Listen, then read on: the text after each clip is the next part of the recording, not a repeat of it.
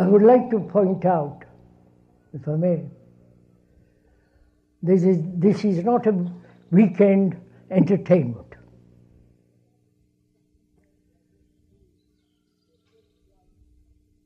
We are going to deal with the whole of life, with all its complex problems, and not a particular subject. This is not a lecture. That is, to talk about a particular subject in view of giving information.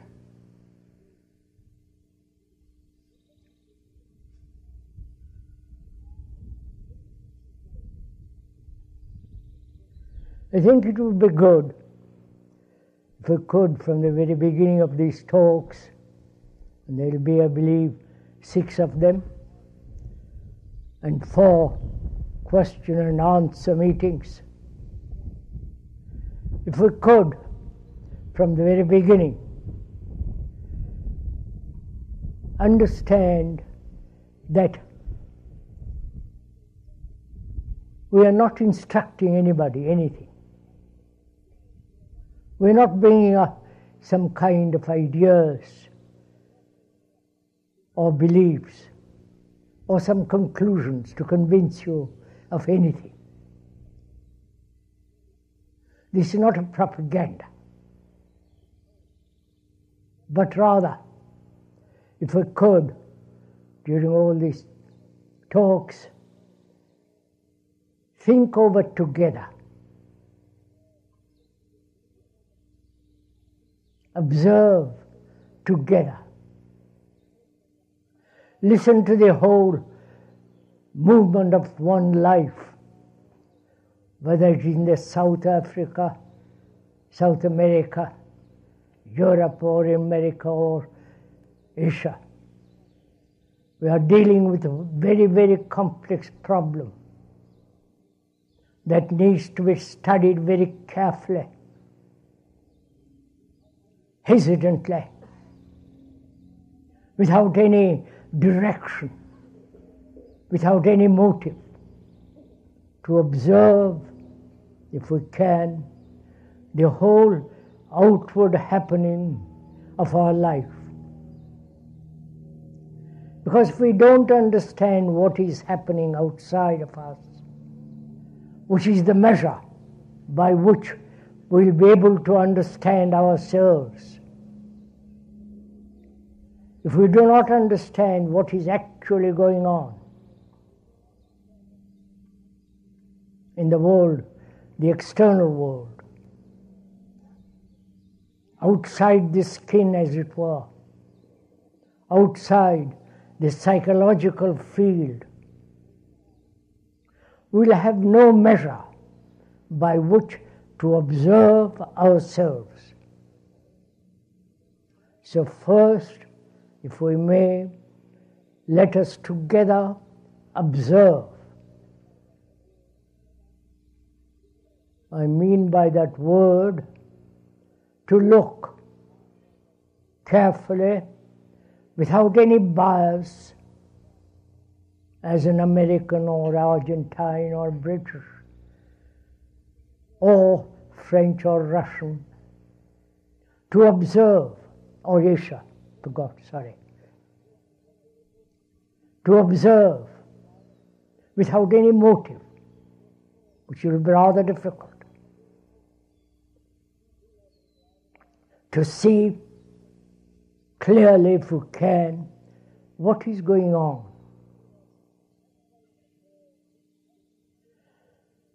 As one observes and travels around the world, there is a great deal of dissension, discord, disagreement, disorder, a great deal of confusion, uncertainty. There are the demonstrations against one particular form of war. There are terrorism, the preparation for wars, spending untold money on armaments. There are the national divisions. One nation against another, preparing for eventual war. And there are the religious sectarian divisions. The Catholic, the Protestant, the Hindu, the Islamic world,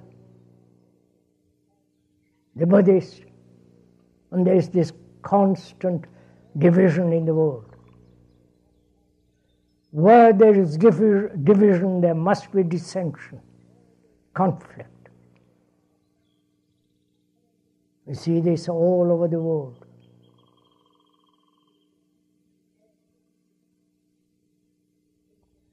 And there is the national honor, for which one is proud and willing to kill others.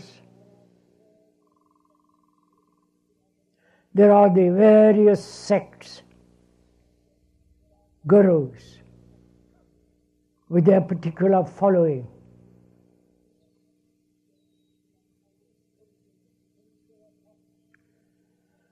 There is the spiritual authority, the Catholic world, the Protestant world, not so much in the Buddhist and the Hindu world, but there is the authority of the book in the Islam. So that wherever there is this dissension, disorder, there is not only conflict, destruction of each other, and the attachment to a particular nationality, hoping thereby to find some kind of security, physical, outward security. This is the phenomenon that is taking place in the world, of which one is sure that we all observe the same thing. One group against another group.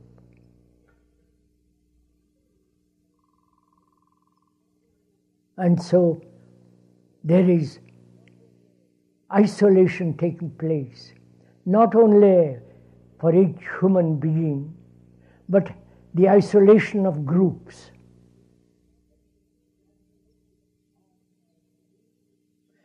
Which is bound by a belief, by a faith, by some ideological conclusion, as in the totalitarian states, and in the so-called democratic world with their ideals. So the ideals, beliefs, dogmas, rituals are separating mankind. This is actually what is going on in the world.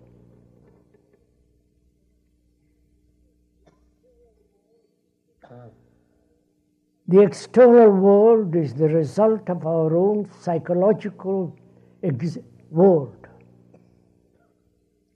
This outward world is created by each one of us, because we are isolated human beings.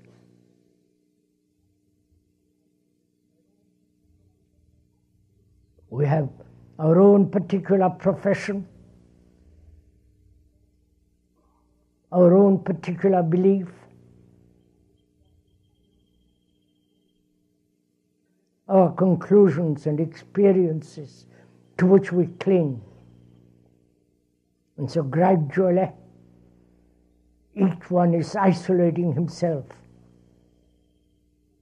There is self-centered activity, which is expressed outwardly. As the nation, belonging to some religious group, whether that group has 700 million people as the Catholic world has, each one of us is isolating himself. And so we are producing or creating a world externally through nationalism, which is the glorified form of tribalism. And each tribe is willing to kill another tribe for their belief, for their land, for their economic trade, and so on, so on, so on. We all know this, at least those of us who are aware, who listen to all the radios, television, newspapers, and so on.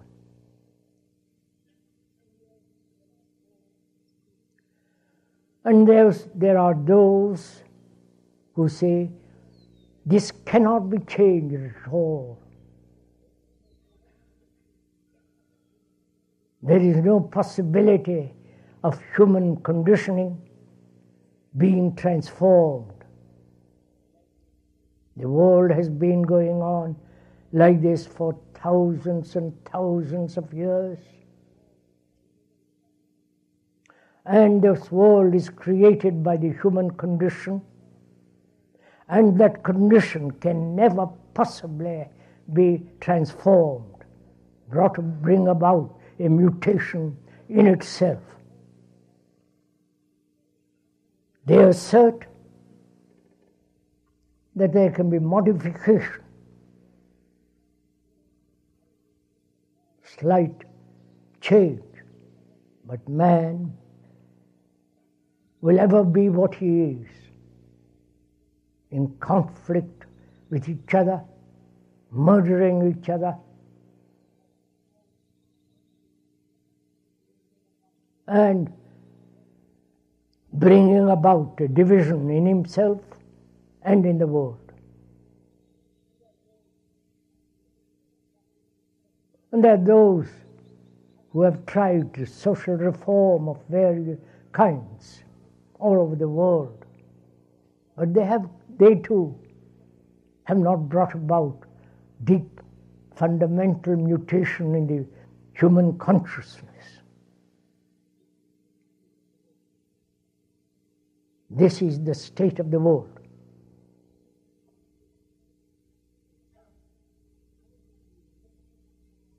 And how do we look at it? What is our response to it as human beings? Not to the technological world,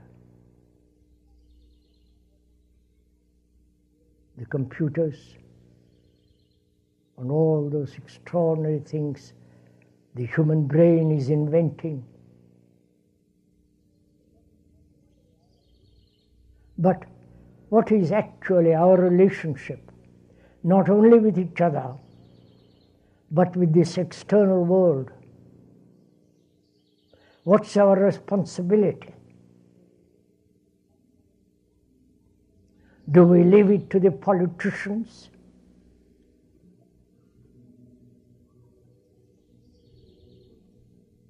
Do we seek new leaders?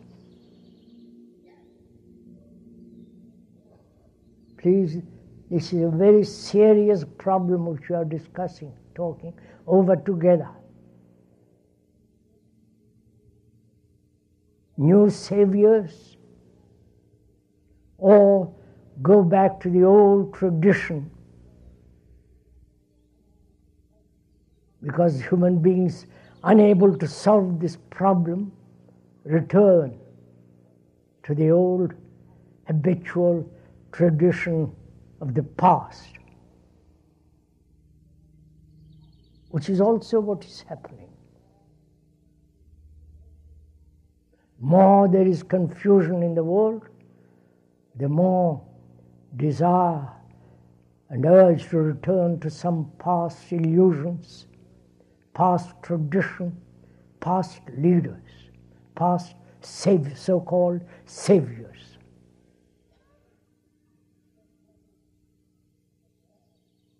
So if one is aware of all this, as one must,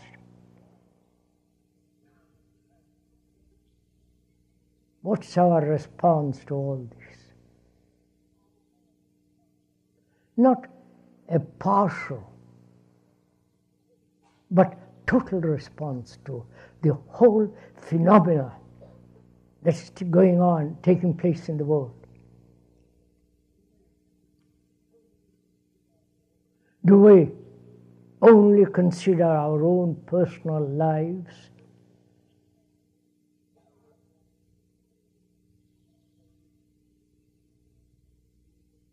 How to live a quiet, serene, undisturbed life in some corner?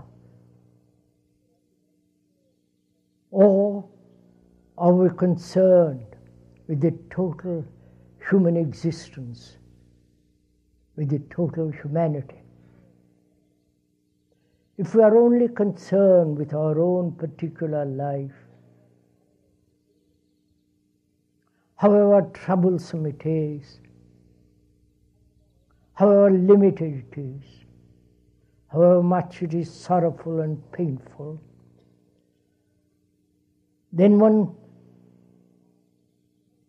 does not realize the part is the whole.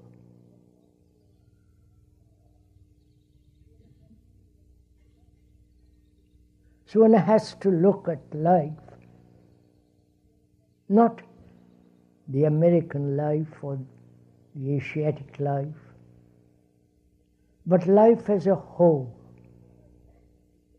holistic observation.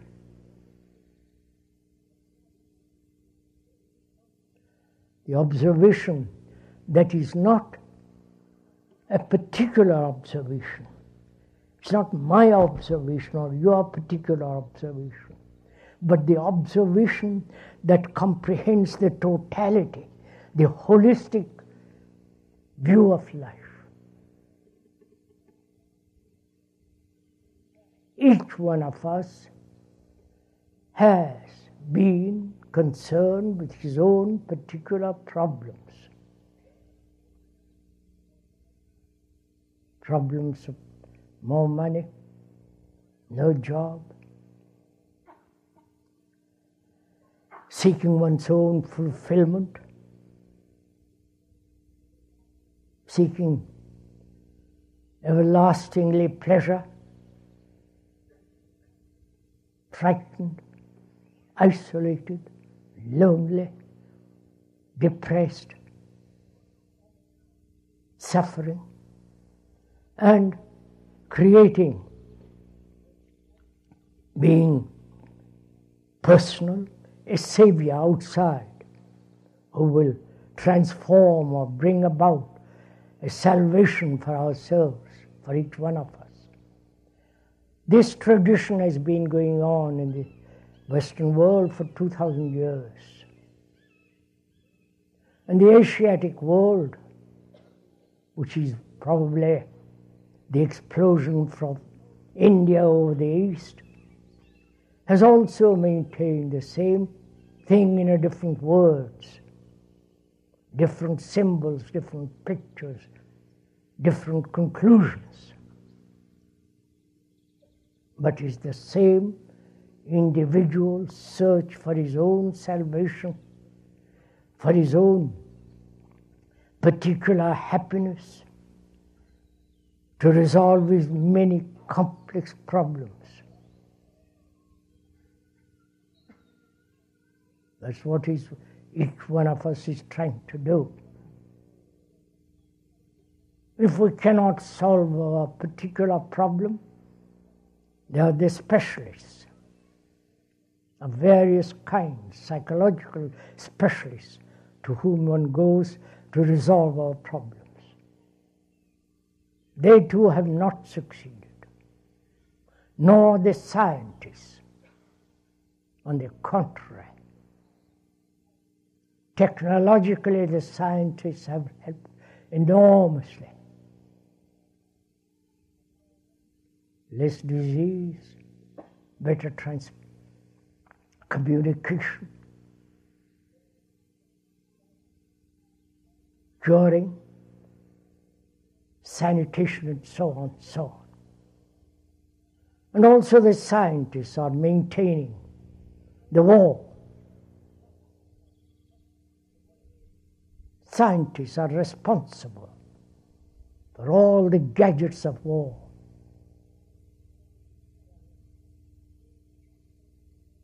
They are responsible for murdering millions and millions of people at one blow.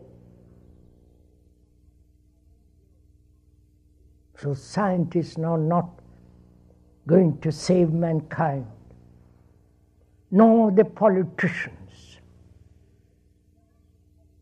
whether in the east or west or in the middle part of the world. They seek power, possession, and they play all kinds of tricks on human thought. You know all this. And in the Western world, we elect them. God knows how we elect them. And the Russian world, you don't. They're totalitarian dictatorship, complete prison.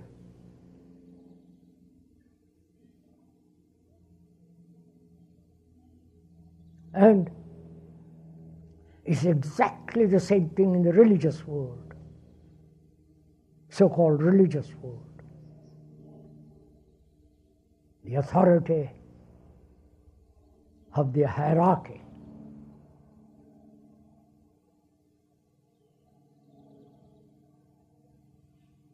The authority of the Pope, the Bishop, the Archbishop, and the local priest, in the name of some image which thought has created.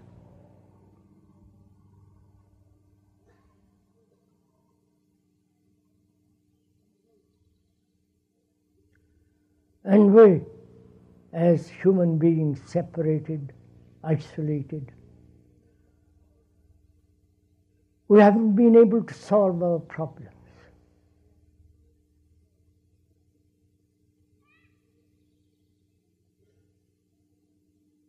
We're highly educated,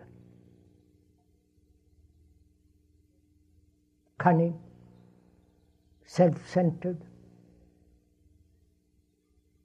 capable of extraordinary things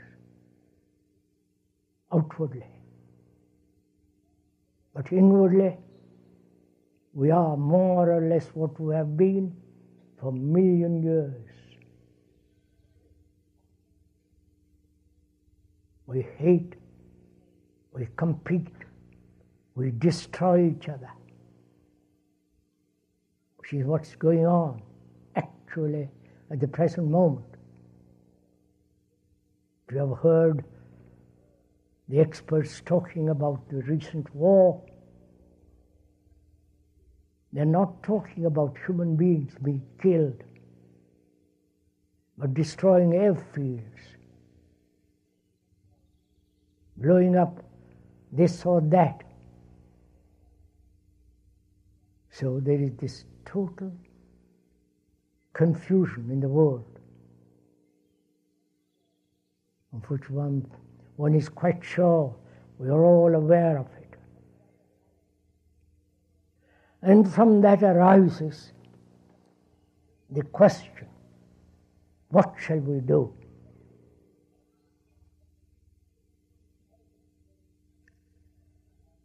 As a friend once, some time ago, told the speaker, you can't do anything.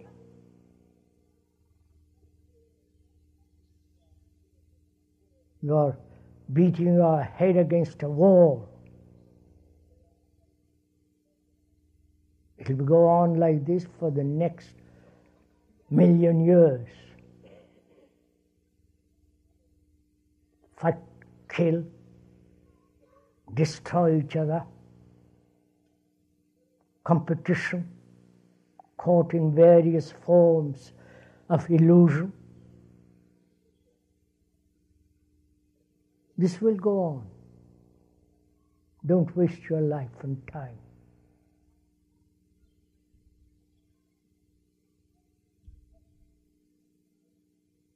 This tragedy, the terrifying events that may happen by some crazy person pressing a button, or the computer taking over man's capacities, thinking much quicker, more accurate. And the computer too may destroy the human being, the human mind, human brain. Because the computer with robot can do all kinds of things, as they're doing in Japan. So what's going to happen to human beings? So this is the vast problem which we are facing.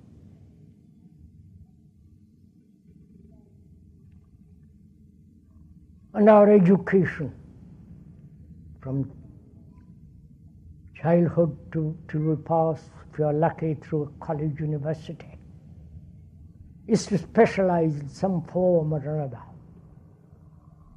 accumulate a lot of knowledge, store it up in the brain and get a job and hold on to the job skillfully, if you can, for the rest of one's life. Going to the office from morning till evening and dying at the end of it all.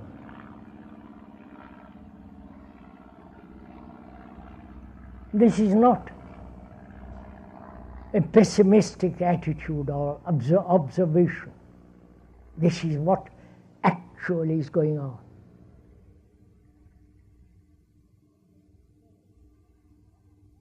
When one observes the actuality, the fact, one is neither depressed, optimistic or pessimistic. It is so.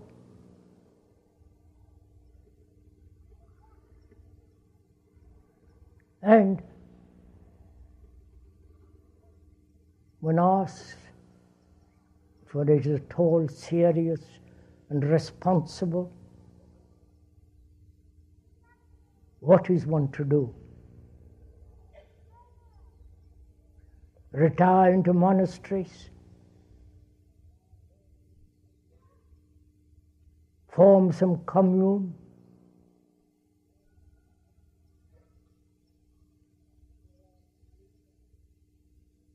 go off to Asia and pursue Zen meditation or other forms of meditation?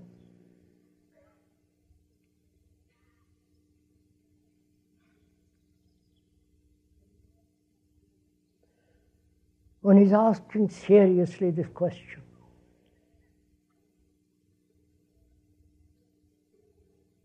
When you are confronted with this crisis in consciousness, it's not the crisis is not over there outside of us. The crisis is in us. You know that saying, we have seen the enemy, and the enemy is us.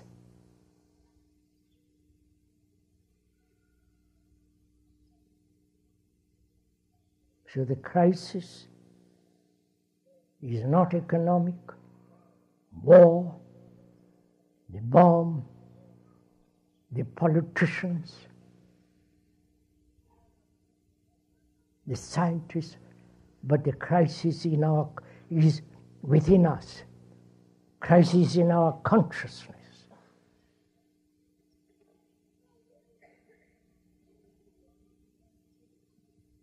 Until we understand very profoundly the nature of that consciousness and question, delve deeply into it and find out for ourselves whether there can be a total mutation in that consciousness. The world will go on creating more misery, more confusion, more horror. So our responsibility is not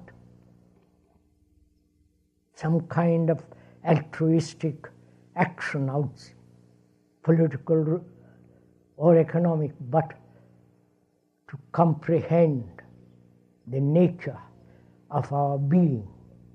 Why we human beings who have lived on this beautiful, lovely earth, why we have become like this.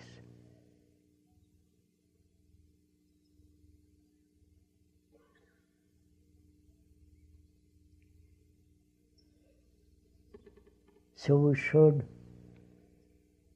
if you are willing, if it is your responsibility, we can perceive together the nature of our consciousness, the nature of our being.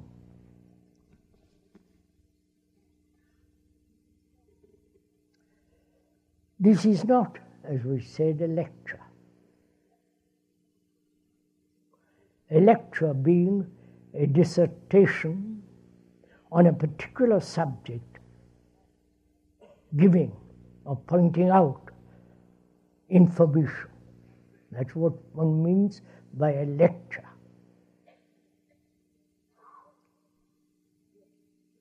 But here we are trying together, you and the speaker, together, not separately, together, observe the movement of this consciousness and its relationship to the world, whether that consciousness is individual, separate, or that consciousness is the whole of mankind.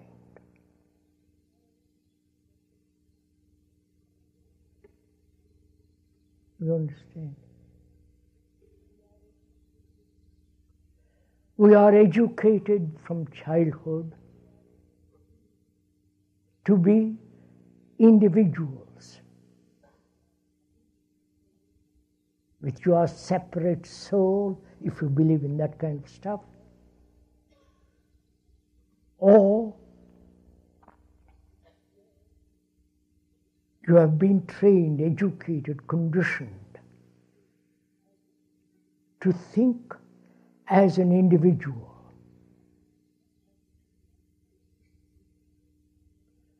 You think, we think, because you have a separate name, separate form, that is dark, light, tall, short, fair, black, and so on, and your particular tendency, we think we are separate individuals, our own particular experiences, and so on.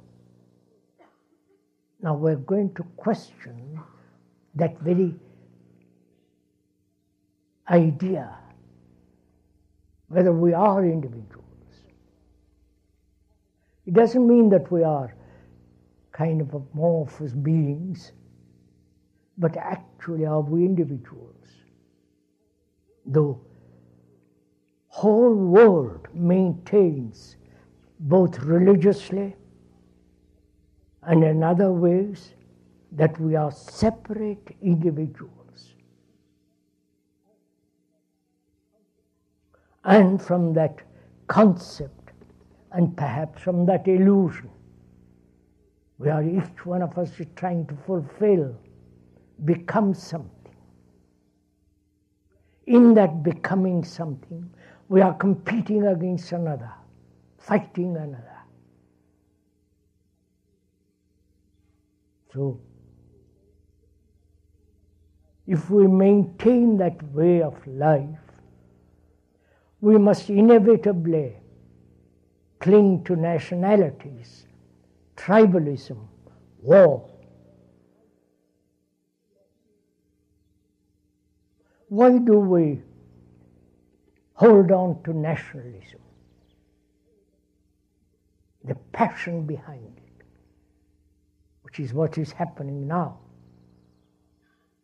The British against the Argentine, the Jew against the Arab, Arab against the Jew, and so on. Why do we give such extraordinary, passionate importance to nationalism, which is essentially tribalism? Why? Is it because in tribalism, holding on to the tribe, to the group, there is certain security? Not only physical security, but psychological security. Inward sense of completeness, fullness. If that is so, then the other tribe also feels the same, and hence division, and hence war, conflict.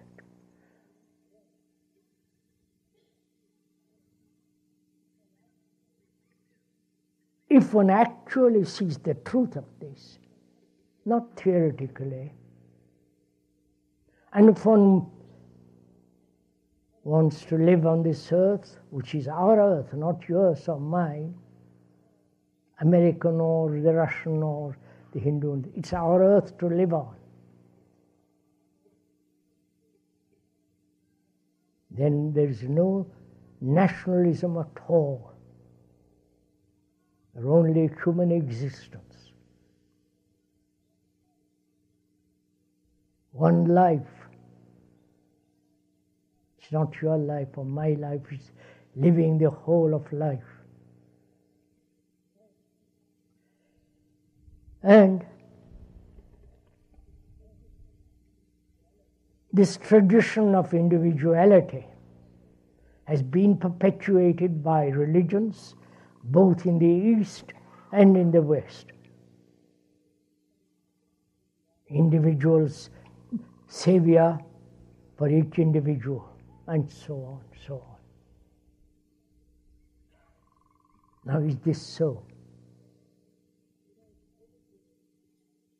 You know, it's very good to doubt. Very good to have a mind that questions, doesn't accept.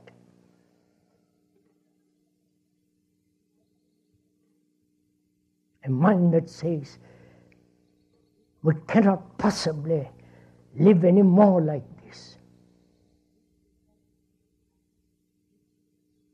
In this brutal, violent manner. So doubt, questioning has extraordinary importance. Not just accept the way of life one has lived perhaps for 50, 60 or 30 years, or the way one has lived for a million years. So we are questioning the reality of individuality.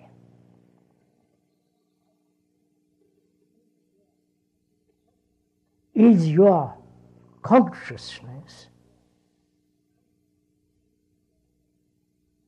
we understand by the meaning of that word to be conscious, the content of your consciousness. To be conscious means to be aware, to know, to perceive, to observe. Is your consciousness with its content, the content being your belief, your pleasure, your experience, your particular knowledge which you have gathered, either through some particular external subject or the knowledge you have gathered about yourself, your fears, the attachments, the pain, the agony of loneliness, the sorrow,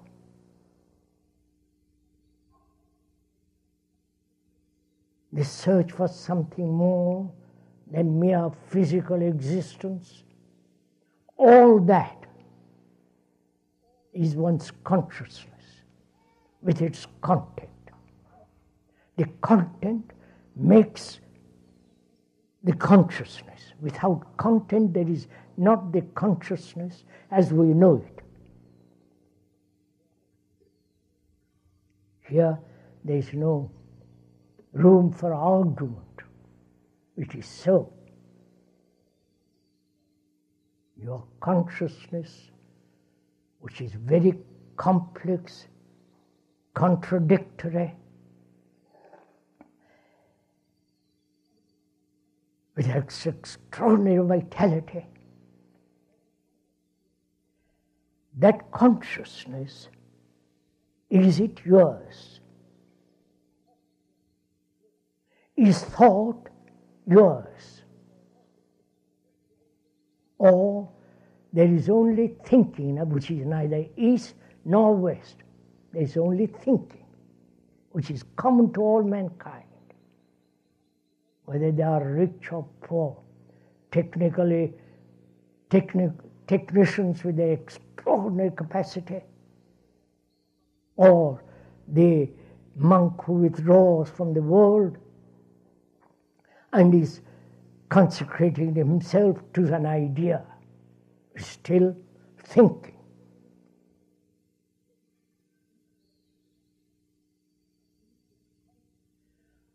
Is this consciousness common to all mankind? Common in the sense, not degrading. Is this consciousness yours or also the rest of mankind? Wherever one goes, one sees suffering, pain, anxiety, loneliness, insanity, fear, seeking security, caught in knowledge, the urge of desire, loneliness is common. It is the ground on which every human being stands.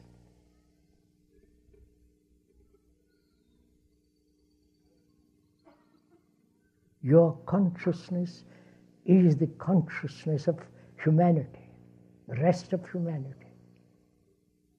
It's logical. You may disagree. You may say, mine consciousness is separate, and it must be separate. But is it so? If one understands the nature of this, that you are the rest of mankind, though you may have a different name, you may live different parts of the world, educated in different way, affluent or very poor.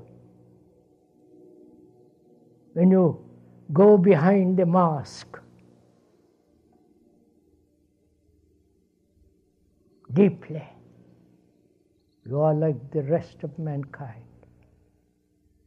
Aching, loneliness, suffering, despair, neurotic.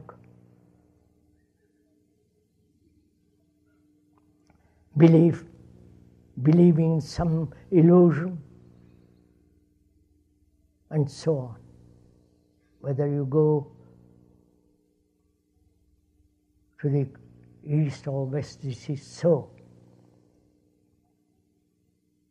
You may not like it. You may like to think that you are totally independent, free individual. But when you observe very deeply, you are the rest of humanity.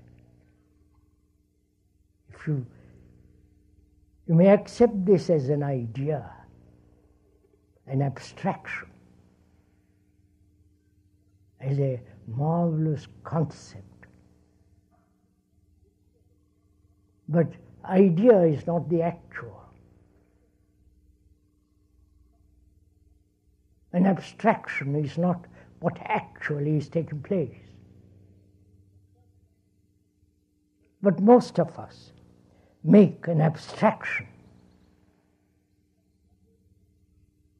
of what is into an idea, and then pursue the idea, which is really non-factual.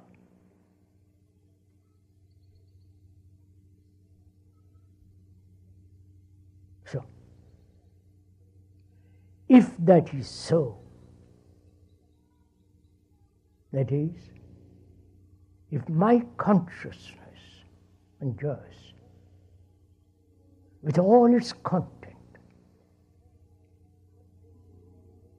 the content in itself is contradictory, confused, struggling against each other, fact and non-fact, wanting to be happy, being unhappy, wanting peace, to live without violence, and yet be violent. A consciousness in itself is disorder.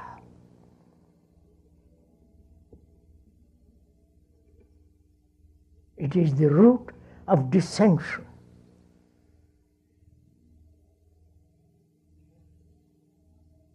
And until we understand, go into it very deeply, and discover total order, we shall have always disorder in the world. So, a serious person, I mean that by that word, not easily dissuaded from the pursuit of understanding, the pursuit of delving deeply into himself, into his consciousness, which is the common consciousness of all men. A man who is not easily persuaded to by amusement, entertainment, which is perhaps sometimes necessary, but to pursue consistently every day into the nature of man, that is, into yourself, to observe what is actually going on within oneself.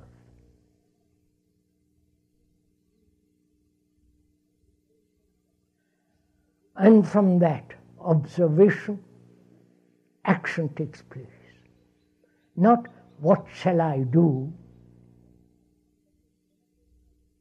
as a separate human being, but action of which comes or gives out of total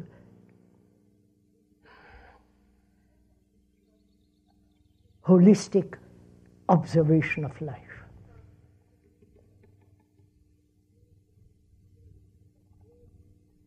By that word holistic, we mean a healthy, sane, rational, logical,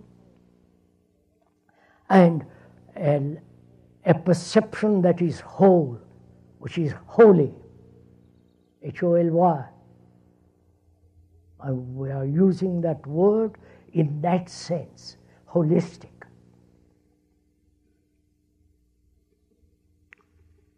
Now, is this possible?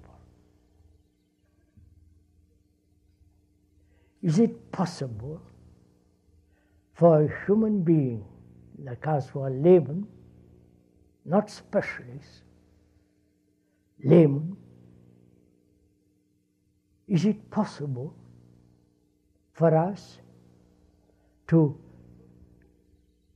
look at this, look at the contradictory, confusing consciousness as a whole? Or must we take each part of it? Please just listen for a few minutes if you're interested.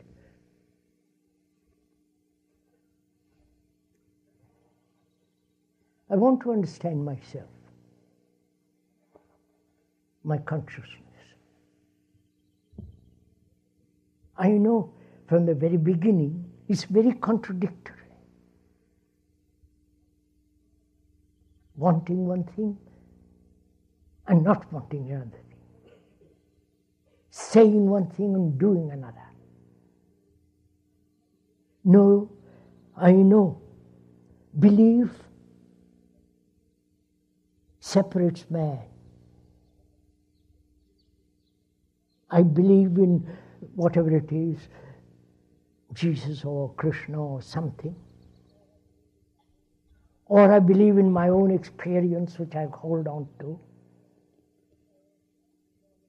Or the knowledge which I have accumulated through 60 years or 40 years or 10 years. That becomes extraordinarily important. I cling to that. So I recognize belief destroys and divides people. And yet I can't give it up, because belief is strange vitality.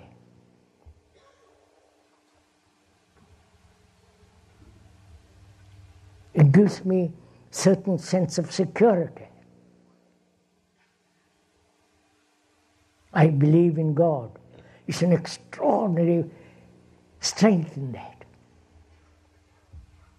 But God is invented by man. If we're all, as some people believe, we're all the children of God, God must be an extraordinary human being, extraordinary person. Because if we observe what we are miserable entities. And God must be also rather miserable about all this. So God is the projection of our own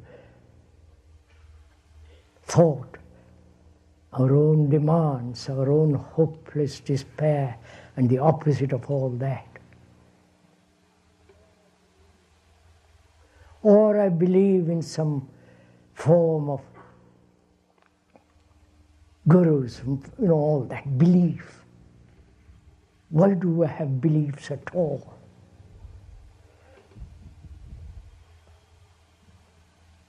A mind that's crippled by belief is an unhealthy mind.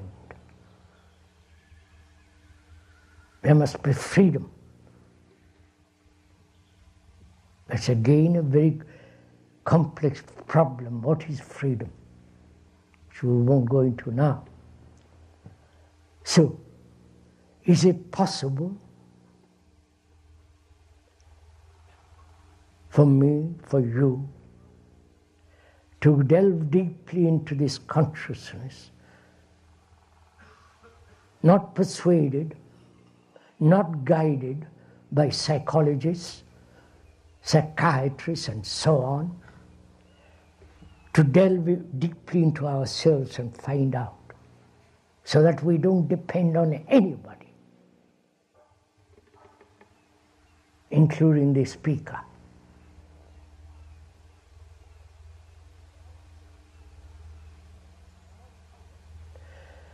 In asking that question,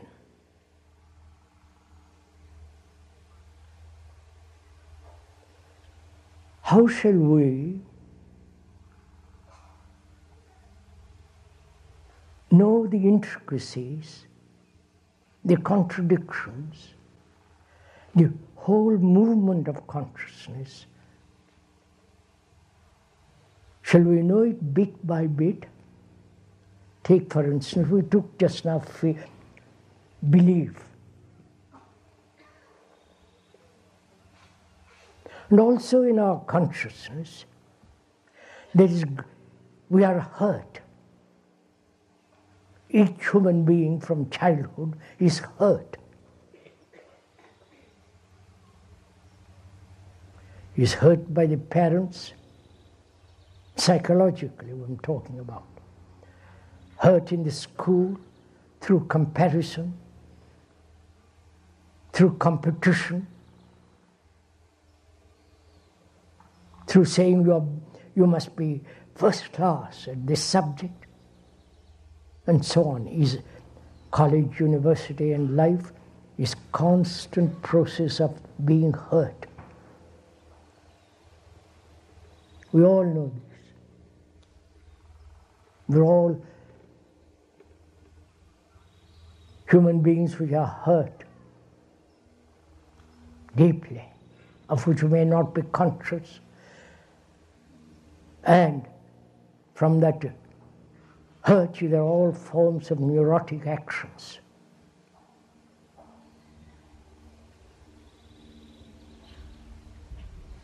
That's part of our consciousness, part of our hidden or open awareness of that one is hurt. Now, is it possible not to be hurt at all? Because it's a very important question to ask.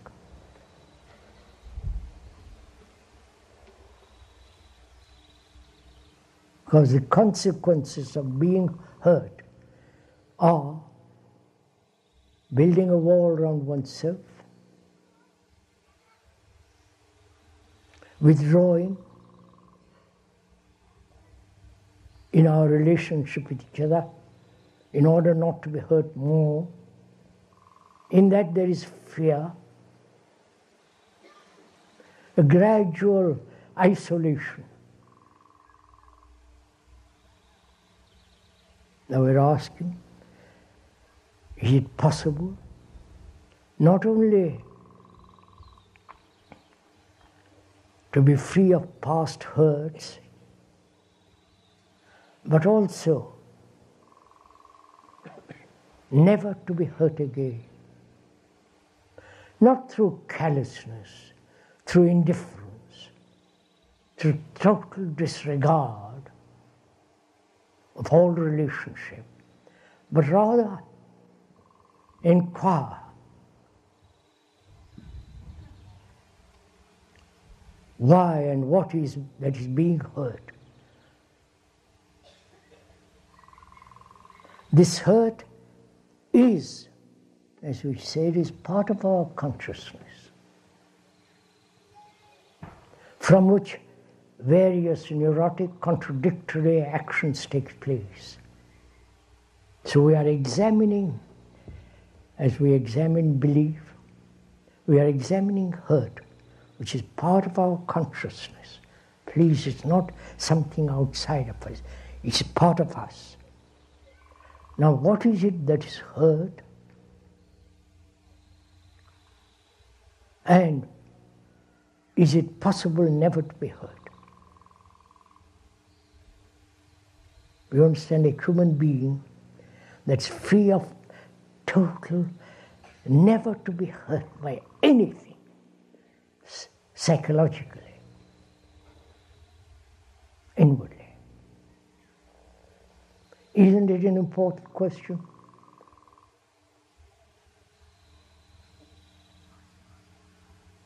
And what is that is hurt? We say, that's me, I am hurt. What is that me?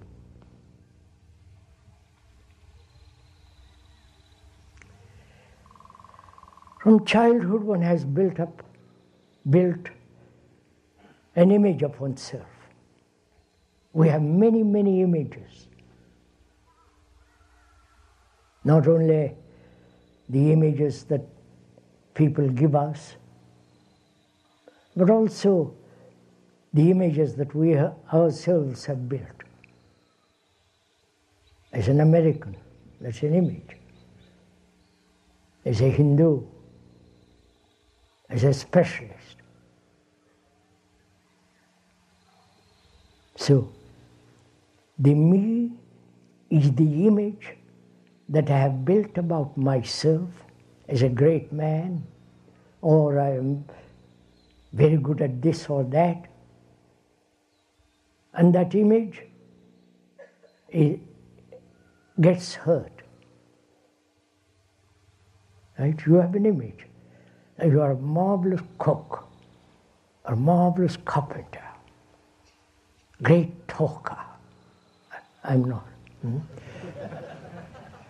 Great talker, writer, spiritual being, a leader.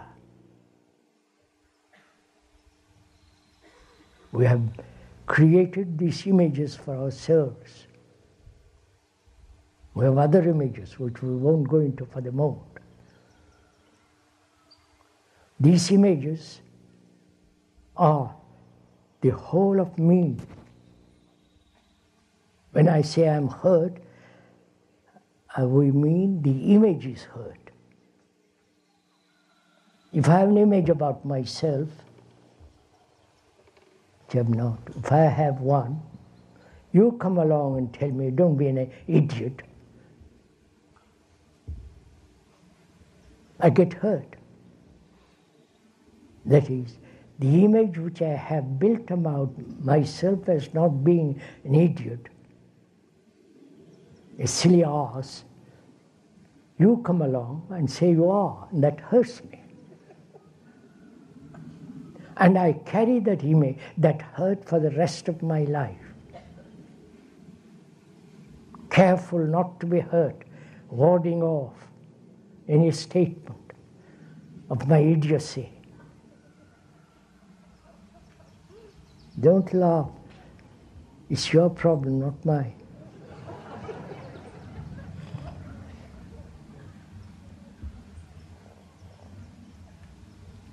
Please, it's very serious. Because the consequences of being hurt are very complex. And from that hurt, we may want to fulfill, we may want to become this or that, to escape from this terrible hurt.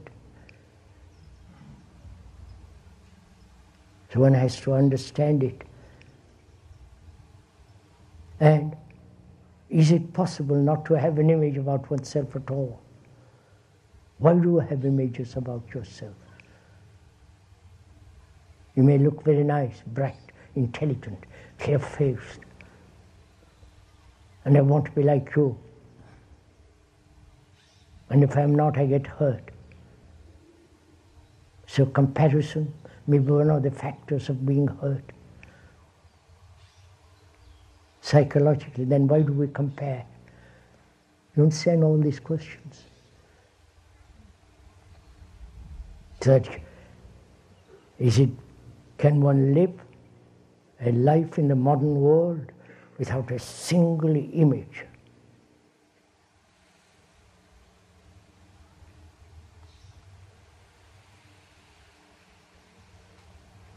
Speaker may say it is possible, it can be done. But that requires the understanding of relationship.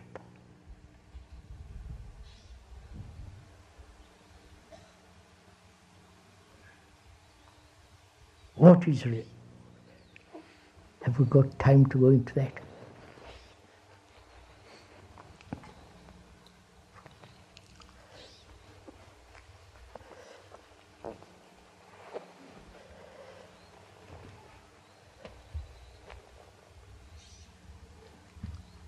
We've talked over an hour. You must be tired.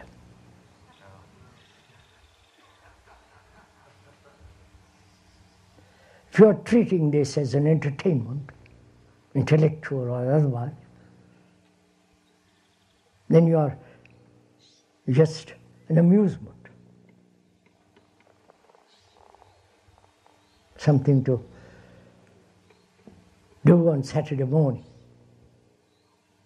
But if you are serious, in the deep sense of that word, committed to the solution of the human problems,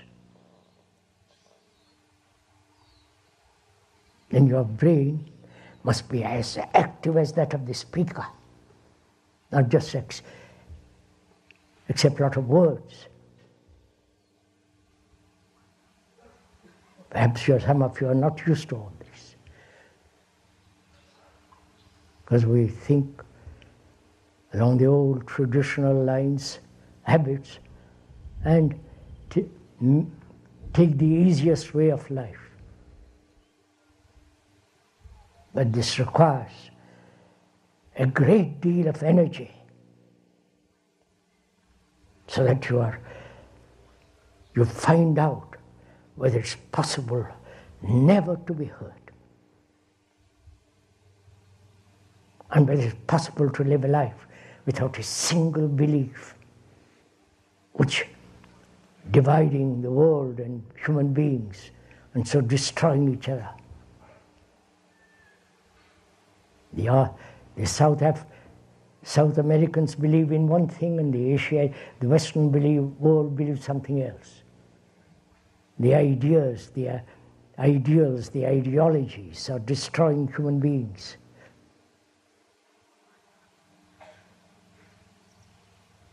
So whether one can live without a single belief,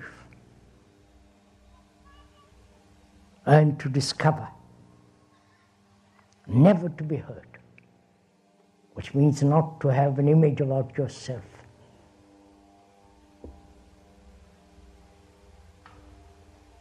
As a Hindu, as a Buddhist, as a Catholic, as a Protestant, as a professor, you may profess, you may teach, you may inform, but the image you have created about yourself as a professor, not what you profess, you understand? Is that possible? That's real freedom. And it is possible when I am called an idiot, because I have an image about myself, if I have one, to give total attention to that statement as it is said. You understand? When I have an image about myself and you call me an idiot, I react instantly. The reaction is immediate.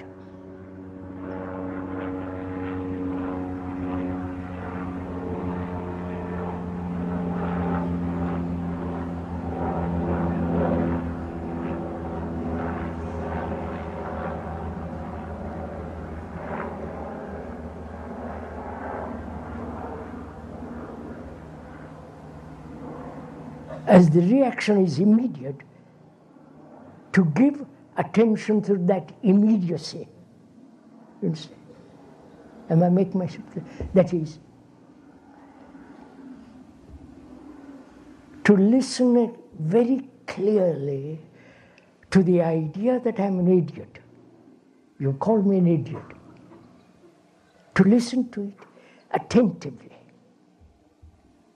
When you listen completely, there is no reaction. It is the lack of listening acutely that creates the image. Have you compris? Have you understood this? Suppose I have an image myself, about myself, because I've traveled all over the world, etc., etc., etc. I have an image about myself. You come along and say, look, boy, you're not as good as the other guru or the other leader or some other teacher, some other idiot. You are in yourself an idiot. I listen to that completely. Give complete attention to what is being said. When there is total attention, there is no forming of a center. It's only inattention that creates the center. Have you understood this?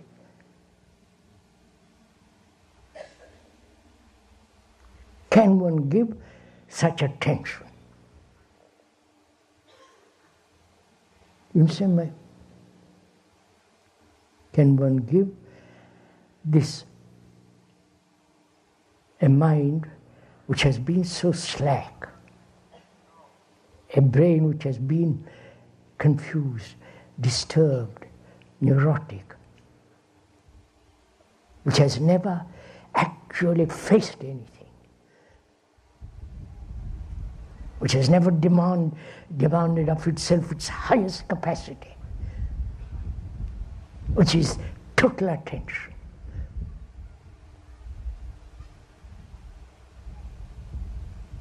And when there is total attention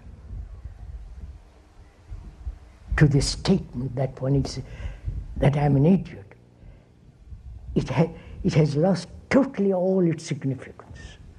Because when there is attention, there is not a center which is reacting. I've finished for this morning.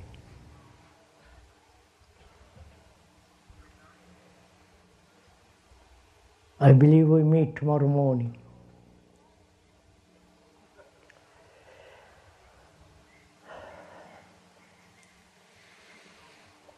May I get up?